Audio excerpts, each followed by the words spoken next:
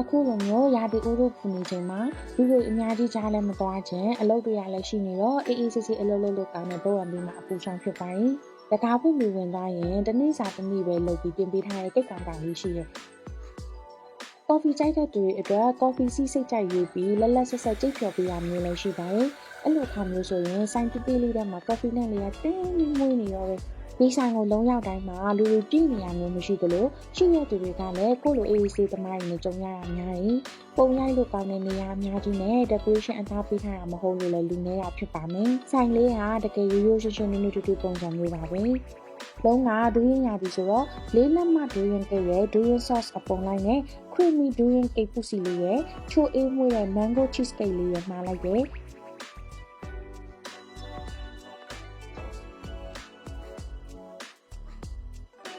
ဤဆက်နေတဲ့ချီပွန်ကိတ်သားပေါ်ဒူးရင်မလိုက်အနှစ်ပြပြကလေးရဲ့အပေါ်ကမှချက်ပုံထားတဲ့ဒူးရင်ဒီအသားလေးတွေရဲ့နဲ့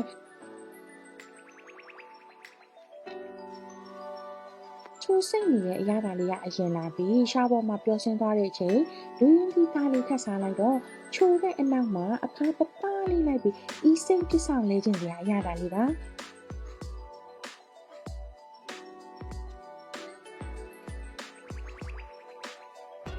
ဒူးရင်ကိတ်ကိုလေးမပုတ်ကကိတ်သားတဲ့အနံ့ပပလေးထည့်ပုတ်ပေးထားပြီးတလွှာချင်းစီတိုင်းမှာဒူးရင်ဒီအသားကြီးပုံထည့်ပေးထားတော့ cream လေးကြားတဲ့ကဒူးရင်ဒီတိုင်းပြီးလို့ပဲဘုံဝင်ပြီးမှကိတ်သားကလည်းတော်တော်ကောင်းနေတဲ့ပါတယ်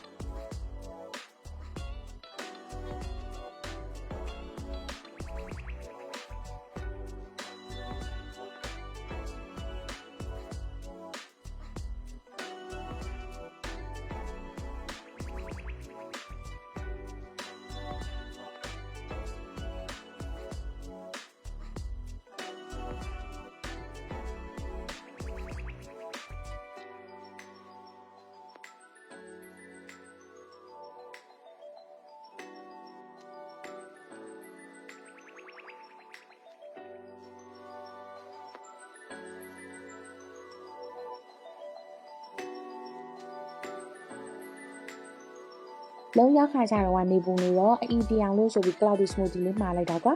မုံလဲရမိုးလဲရွာရောပဲအဲ့နေ့ကမိုးကလည်းကောင်းမုံကလည်းကောင်းနေဖြစ်လို့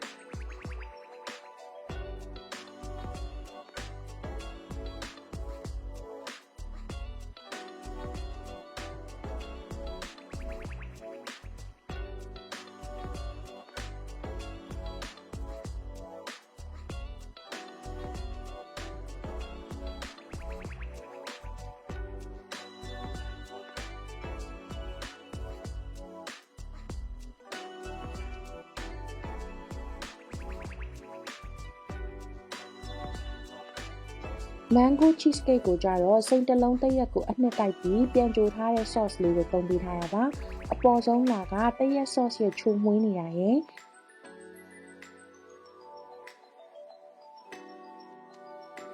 cream cheese အရသာစစ်စိမ်လေးရယ်အောက်ခံသားလေးရယ်တကယ်လိုက်ပါရဲ့ဒီမှာကမီးစက်အမြဲရန်ပေးပြီး wifi လည်းကောင်းတာကတော့မုံနဲ့ကော်ဖီတွေကောင်းတာအပြင် bonus ပေါ့နော်တမိုင်းဘက်ကလူတွေအပူဆောင်ဖို့နေရာရှာနေရဆိုလို့ရှိရင်ဘုတ်အန်ဘီကိုတစ်ခါလောက်လာထိုင်ကြည့်ဖို့လုံးကတော့ comment ပေးပါရစေ